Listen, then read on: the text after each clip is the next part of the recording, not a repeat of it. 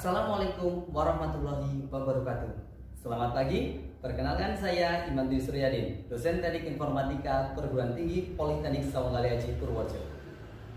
Spesialisasi saya adalah mengajar mata kuliah di bidang basis data dan pemrograman. Pada hari ini saya akan menjelaskan tentang teknik pengajaran saya dengan menggunakan metode DIA, Delivery, Interaction, dan Assessment. Pada salah satu mata kuliah yang saya ampu, yaitu konsep basis data dengan bobot 2 SKS. Sebelumnya saya akan menjelaskan lebih lanjut mengenai teknik pengajaran saya terlebih dahulu. Saya akan menjelaskan deskripsi singkat, luaran yang diharapkan, dan model pembelajaran. Pada konsep basis data merupakan mata kuliah yang hadir sebagai bentuk respon atas perkembangan teknologi, khususnya aplikasi sistem informasi. Basis data termasuk dalam komponen sistem informasi yang berfungsi sebagai media penyimpanan data dan tempat pengolahan data, menjadi informasi yang sangat penting dalam upaya menciptakan suatu aplikasi yang terintegrasi. Menurut Lubis tahun 2016, basis data merupakan gabungan file data yang dibentuk dengan hubungan atau relasi yang logis dan dapat diungkapkan dengan catatan serta bersifat independen. Mata kuliah ini membahas mengenai konsep-konsep fundamental sistem basis data dan manfaatnya. Bagaimana mengembangkan basis data, mendesain basis data yang sesuai dengan pengguna, merancang basis data dengan model data, model model relasional, SQL, dan basis data relasional, desain basis data relasional atau normalisasi, keamanan dan integritas basis data, arsitektur sistem basis data, transaksi, konkurensi dalam basis data, sistem pemulihan dari kerusakan. Dengan mengikuti mata kuliah konsep basis data, mahasiswa diharapkan mampu memahami beberapa hal. Pertama, mampu menjelaskan pengertian tentang konsep-konsep fundamental yang berkaitan dengan desain, penggunaan, dan implementasi sistem basis data. Dua, mampu mendesain dan mengimplementasikan basis data sesuai dengan kebutuhan pengguna, di mana basis data merupakan bagian yang tidak terpisahkan dari sebuah sistem informasi. Untuk bisa mencapai kemampuan tersebut, mahasiswa akan diberikan topik-topik yang akan dibahas selama 14 kali pertemuan dengan menggunakan media online. Berikut adalah topik-topik yang saya akan bahas. Pertama, penggunaan atau pengantar basis data. 2, lingkungan basis data. 3, model data relasional. 4, perancangan basis data. 5, implementasi basis data. 6, SQL. 7, DBMS. 8, alat bantu perancangan sistem basis data, IRD untuk normalisasi. 9, manajemen basis data. Nah, sekarang kita tahu gambaran singkat mata kuliah basis data yang saya ampu. Selanjutnya saya akan menjelaskan teknik pengajaran saya menggunakan metode DIA. Pertama, delivery. Bagaimana saya menyampaikan perkuliahan kepada mahasiswa, yaitu menyampaikan dengan menggunakan textbook. Textbook yang saya gunakan merupakan karangan dari penulis Lubis Adinata tahun 2016 dengan judul Basis Data Dasar untuk Mahasiswa Ilmu Komputer. Teknik yang kedua adalah interaksional. Bagaimana saya berinteraksi dengan mahasiswa. Dalam perkuliahan saya akan ada beberapa saluran komunikasi yang saya gunakan. Satu, di dalam kelas saya selalu menunjuk mahasiswa atau menawarkan mahasiswa untuk berpartisipasi aktif, untuk bertanya, untuk mengemukakan ide di dalam kelas agar proses belajar mengajar berjalan komunikatif dua arah. Kemudian saya menggunakan media WhatsApp, yaitu pada grup WhatsApp kelas sebagai sarana berbagi, berdiskusi di kelas selama 14 jam 7 hari. Saya juga tidak jarang untuk melemparkan topik-topik terkini agar diskusi tetap berjalan di dalam grup WhatsApp tersebut. Selain itu, saya menggunakan e-learning dengan alamat e-learning.polsa.ac.id untuk berdiskusi dengan mahasiswa, memberikan feedback atas proyek-proyek yang mereka kerjakan. Metode yang ketiga adalah metode assessment. Bagaimana saya menilai mahasiswa? Baik, pada pertemuan pertama perkuliahan saya selalu menjelaskan kontrak kuliah yang kita sepakati bersama antar pengajar dan juga mahasiswa. Di dalam kontrak perkuliahan tersebut memuat cara saya menilai dan bobot penilaian saya terhadap mahasiswa, sehingga mahasiswa dipastikan tahu lebih awal, diharapkan bisa membuat strategi agar perkuliahan mereka bisa berjalan dengan lancar dan mendapatkan nilai yang memuaskan. Berikut adalah skema penilaian yang saya sampaikan kepada mahasiswa. Yang pertama, UAS 30%, 2. UTS 25%, 3. Tugas 20%, 4. Kehadiran 10%, 5. Keaktifan 15%. Selanjutnya, saya akan memberikan cuplikan pengajaran saya pada mata kuliah konsep basis data secara online menggunakan Zoom Meeting. Oke, baik, kita mulai. Assalamualaikum warahmatullahi wabarakatuh. Waalaikumsalam warahmatullahi wabarakatuh. Untuk pertemuan hari ini akan kita bahas tentang basis data. Mungkin teman-teman sudah sedikit mendengar basis data gitu. Di dalam sistem tanpa sebuah basis data itu data tidak akan valid gitu. Seumpama Anda di sini atas nama Mas Dewangga gitu dengan NIM sekian, tetapi ada lagi yang namanya Dewangga dengan NIM berbeda. Tanpa adanya database atau sistem menggunakan basis data, itu nama Dewangga menjadinya satu orang, padahal di sini ada dua orang. Ya, seperti itu kejadiannya. Jadi yang akan kita bahas pada pertemuan hari ini adalah mengenai basis data. Kenapa penting di dalam sebuah basis data? Oke, akan saya share untuk media pembelajarannya menggunakan PowerPoint.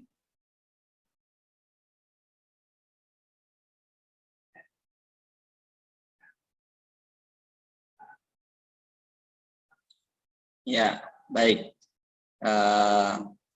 Di sini akan saya jelaskan tentang basis data.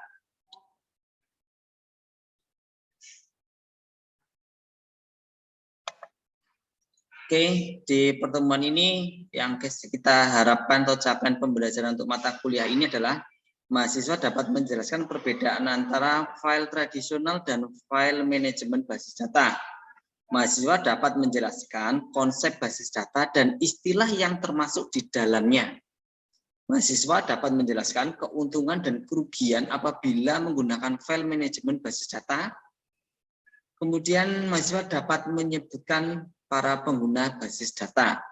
Oke, ini yang akan kita bahas untuk pertemuan hari ini. Pada materi ini akan dibahas mengenai perbedaan antara file tradisional yang sudah banyak ditinggalkan orang dan file manajemen basis data atau sering disebut sebagai basis data atau database. Dengan disertai contoh penggunaan dua jenis file tersebut, tradisional dengan basis data. Pada materi ini juga akan dapat menjawab mengapa basis data telah banyak digunakan orang.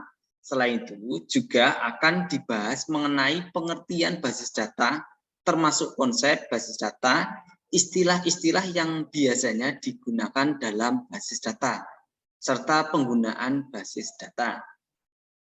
Ya. Basis data menyediakan fasilitas atau mempermudah dalam menghasilkan informasi yang digunakan oleh pemakai untuk mendukung pengambilan keputusan. Ya. Jadi, Anda kalau besok menjadi seorang programmer harus sinkron dengan basis data ya, dengan sistem yang Anda buat. Di sini tujuannya basis data itu sendiri adalah untuk mengambil keputusan. Ini ada contoh-contoh penggunaan basis data. di bidang perbankan. Penggunaan data nasabah, akunting, semua transaksi perbankan. Contohnya seperti ini. Si Mas Muhammad Rizky ini seumpama mempunyai nomor rekening di BRI Kutoarjo, cabang Kutoarjo.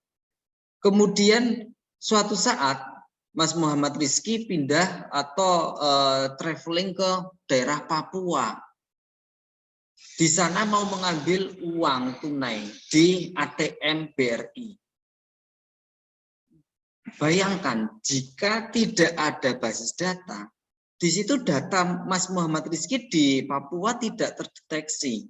Tapi karena menggunakan basis data, yang data Mas Rizky itu sudah terintegrasi dengan sistem atau ATM perbankan, contohnya adalah BRI, maka Mas Rizky bisa melakukan transaksi dimanapun Mas Rizky berada, gitu.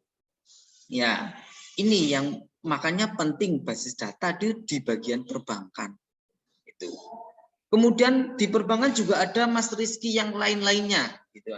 Tapi Mas Rizky lainnya mempunyai nomor rekening yang berbeda dengan yang lainnya. Yaitu berdasarkan apa? Di situ pasti teman-teman di sini punya yang namanya KTP. Nah, di situ ada nomor kependudukan atau nomor KTP. Itu meskipun kembar, ya, Doni sama Roni, itu pasti nomor KTP-nya berbeda, gitu kan? Ya, nomor KTP itu menjadi acuan dalam pembuatan buku rekening. Maka meskipun sama orangnya masuk ATM dengan di kamera di ATM sama orangnya, tapi beda kartu, gitu kan? Nah, jadi tidak akan tertukar. Saldonya Mas Roni tadinya 4 juta, kemudian diambil 1 juta, jadinya 3 juta, si Doni ngambil lagi, di situ karena mukanya sama, jadinya tetap 3 juta, ya enggak, gitu kan. Tapi berdasarkan dari kartu ATM yang sudah ada nomor rekening milik masing-masing. Ini contohnya di perbankan. Nah, ini ada basis datanya juga. Dan ada pabrik, kepegawaian, telekomunikasi. Ya, Anda nanti bisa sambil baca-baca lagi referensi tentang penggunaan basis data di pabrik, kepegawaian, dan telekomunikasi. Baik, selanjutnya. Ya, ini adalah sistem pemrosesan file. Ya, di situ yang pertama, yang di bagian atas ini adalah program aplikasi mahasiswa. Di sini ada file mahasiswa, di sini ada komputer yang diakses oleh mahasiswa. Ya, kemudian di sini ada program aplikasi mata kuliah, gitu kan. Di sini ada file mata kuliah, kemudian di sini ada komputer yang diakses untuk mengakses mata kuliah sendiri. Tetapi kita lihat, ini adalah data ini atau data mahasiswa dan data mata kuliah, dia database-nya terpisah. Ya. Padahal mata kuliah mahasiswa mempunyai mata kuliah. Dan mata kuliah itu dimiliki oleh mahasiswa. Harusnya data ini adalah sinkron jadi satu. Ya. Maka gambar ini kalau saya sebutkan, ini adalah database tradisional. Biasanya digunakan di Microsoft Office Excel. Data mahasiswa sendiri, data mata kuliah sendiri. Tapi kalau sudah menggunakan sistem, maka file mahasiswa dan file mata kuliah menjadi satu. Kemudian ini mahasiswa program mata kuliah dengan DBMS, jadilah satu database, namanya database universal. Di dalamnya ada data mahasiswa, ada data mata kuliah. Jadi kalau mahasiswa mau mengambil mata kuliah apa, langsung masuk ke database, kelihatan di sini masuk, gitu. Kalau data mahasiswanya dihapus, otomatis di mata kuliah itu juga yang mengambil mata kuliah juga dihapus, nggak ada data mahasiswanya. Tuh. Oke, kemudian saya lanjutkan konsep dasar basis data. Di sini ada data dan basis data itu sendiri. Data itu apa? Representasi fakta dunia nyata yang memiliki suatu objeknya. Sebuah informasi fakta yang mempunyai objek. Objeknya contohnya di sini adalah manusia. Manusia bisa pegawai, mahasiswa, sama pembeli, gitu kan. Objeknya adalah manusia. Kemudian ada objek barang, hewan, peristiwa, konsep, keadaan, dan sebagainya. Yang direkam dalam bentuk sebuah angka, huruf, simbol, teks, gambar, atau bunyi, atau kombinasi, dan lainnya. Ya, data itu adalah sebuah informasi fakta, bisa berubah objek manusia, bisa hewan, barang, peristiwa, dan sebagainya. Kemudian database itu sendiri apa? Kumpulan dari data yang terintegrasi, yang diorganisasikan untuk memenuhi kebutuhan para pemakai di dalam suatu organisasi. Ya, jadi basis data ada kumpulan dari sebuah data tadi, gitu kan? Yang diorganisasikan artinya yang yang dikelola dengan baik untuk memenuhi kebutuhan para pemakai. Ini apa, gitu kan?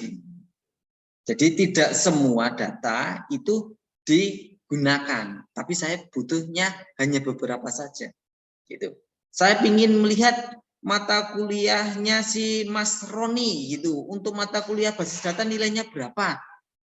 Cukup basis data aja yang keluar, lainnya tidak usah, gitu. Karena saya butuhnya cuma basis data mata kuliah basis data mahasiswa si Roni, gitu. Jadi cuma itu saja.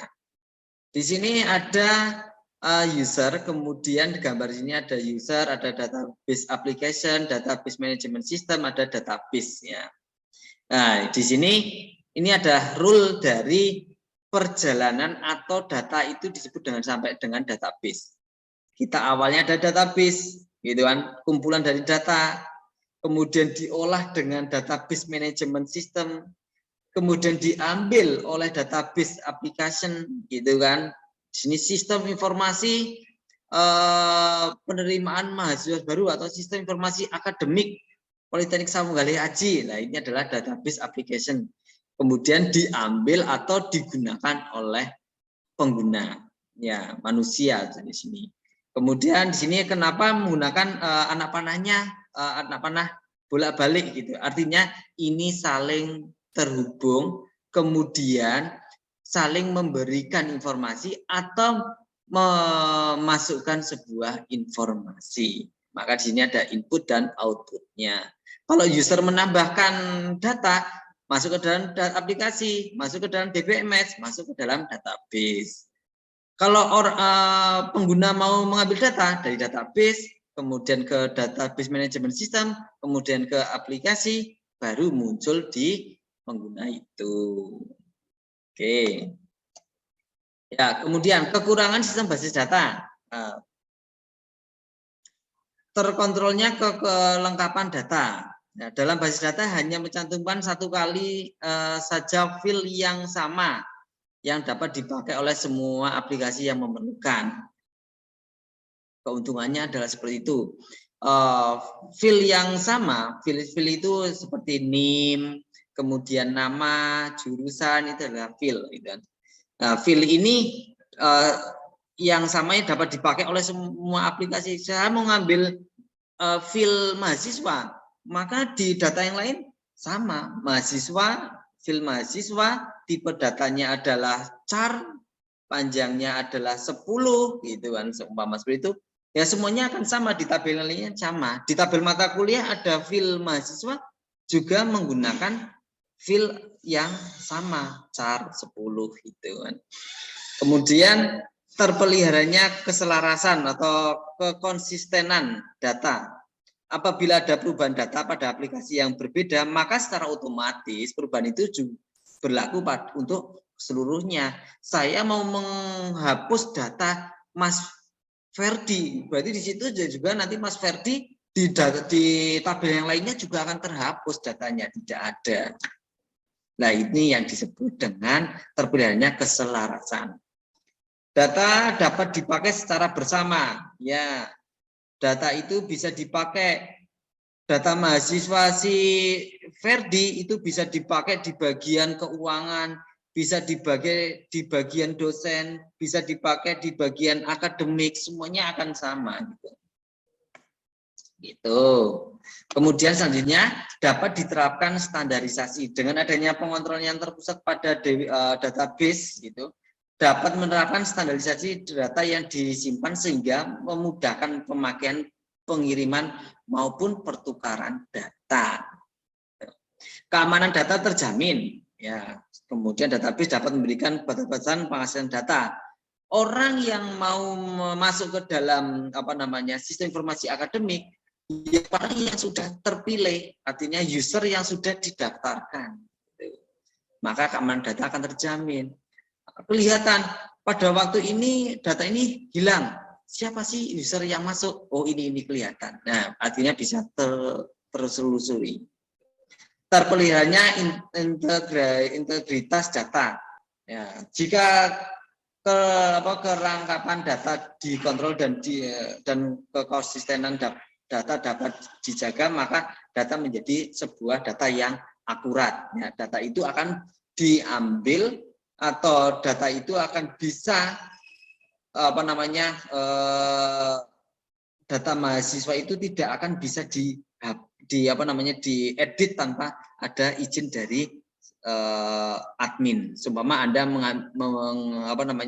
masuk ke dalam data itu, nah, Anda tidak bisa mengubah nama itu, hanya bisa mengubah password.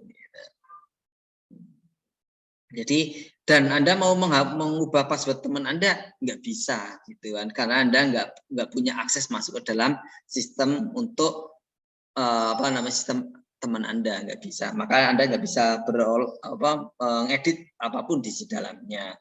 Mungkin juga informasi informasi nilai di teman Anda juga tidak bisa dilihat oleh Anda, gitu, karena Anda nggak punya akses di dalamnya.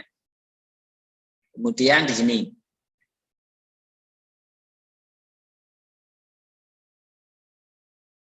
Ya, pengguna sistem basis data siapa sih gitu kan? Penggunaan basis data ada sistem engineering, tenaga ahli yang bertanggung jawab atas pemasangan sistem. Ya, ini adalah orang yang membuat basis data. Kemudian ada database administrator, ya tadi orang yang mengupload data gitu, yang merata itu namanya database administrator. Kemudian ada, saya sebutkan aja, ada end user adalah pengguna akhir. Berarti orang yang mengakses itu aplikasi itu atau mengakses database tersebut. Ada programmer dibagi lagi ada programmer data, ada programmer sistem, itu ada programmer desain grafis dan sebagainya. Kemudian ada pemakai mahir, kemudian pemakai umum, pemakai khusus. Pemakai khusus berarti orang yang boleh login di dalamnya dengan fasilitas tertentu. Pemakai umum mungkin orang yang hanya bisa melihat saja data itu. Pemakai mahir berarti orang yang mempunyai hak akses, seperti di situ adalah admin. Oke, kemudian silahkan mungkin ada pertanyaan, monggo ajukan pertanyaan saja. Masih ada waktu sekitar 2 menit. Silahkan.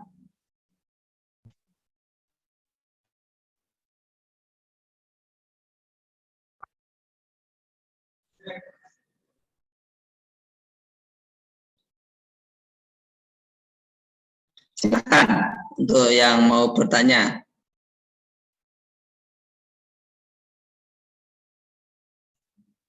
Saya mau tanya, Pak. Oke. Mas Ferdi, silakan Mas Ferdi, bertanya apa Mas Ferdi?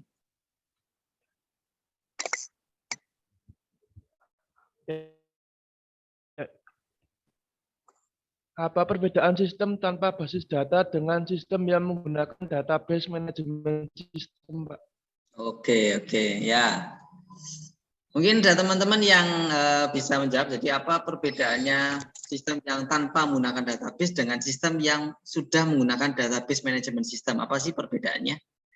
Mungkin dari penjelasan tadi awal saya sudah ada. Mungkin ada yang bisa membantu untuk menjawab.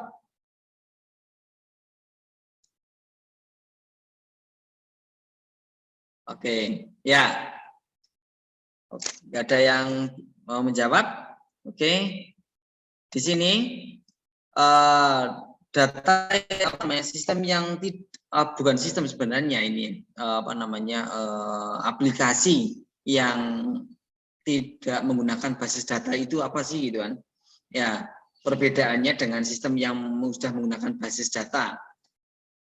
Sudah saya jelaskan di awal, jika aplikasi yang tidak menggunakan basis data itu akan mengalami banyak masalah.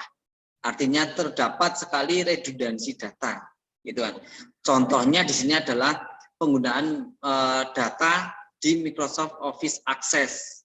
Maaf, bukan Access sebenarnya. Ini kalau Access sudah menggunakan basis data, Excel, gitu kan. Ada penggunaannya dia menggunakan sebuah rumus gitu, tapi data tidak tersimpan di dalam sebuah tabel tersendiri gitu kan. Artinya jika rumus itu salah, maka informasi tidak bisa disampaikan dengan baik kepada si pengguna itu gitu kan. Tapi kalau sudah menggunakan basis data, maka sekali aja di tabel tertentu atau di informasi tertentu diubah, seumpama si apa namanya Mas Ferdi mau saya ubah NIM-nya, ya otomatis di semua data Mas Ferdi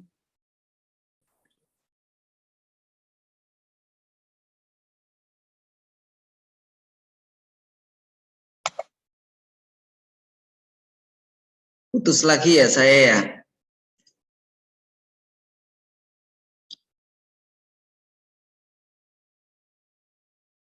Oke, ya saya ulangi ini ya.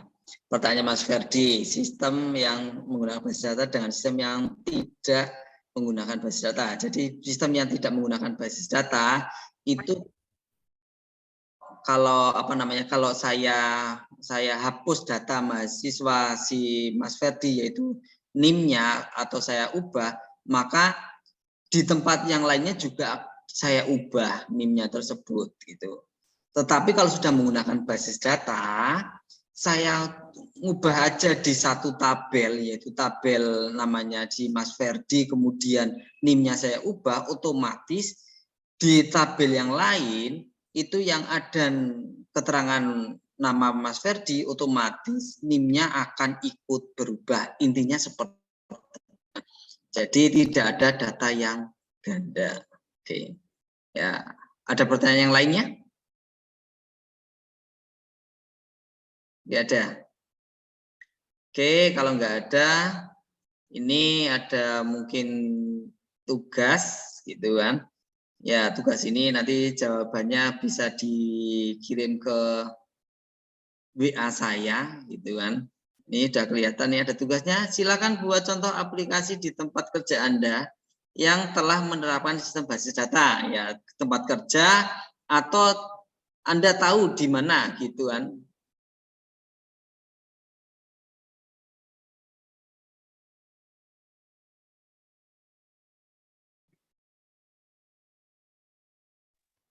Tidak. Oke, kalau tidak ada, mungkin saya cukupkan untuk pertemuan hari ini. Tolong untuk semuanya di-on-kan videonya atau videonya di-on-kan, kemudian akan saya print screen gitu, akan saya tampilkan siapa saja yang sudah bergabung. Oke, dan lagi saya print screen kembali.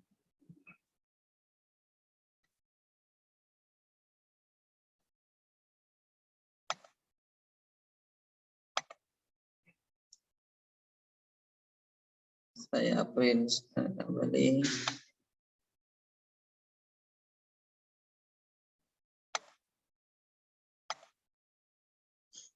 Oke, terima kasih untuk pertemuan hari ini. Saya akhiri. Assalamualaikum warahmatullahi wabarakatuh. Waalaikumsalam warahmatullahi wabarakatuh. Terima kasih. Nah, itu tadi cuplikan cara saya mengajar kepada mahasiswa melalui media online. Baik, itu saja yang saya sampaikan dalam video kali ini. Semoga bermanfaat. Wassalamualaikum warahmatullahi wabarakatuh.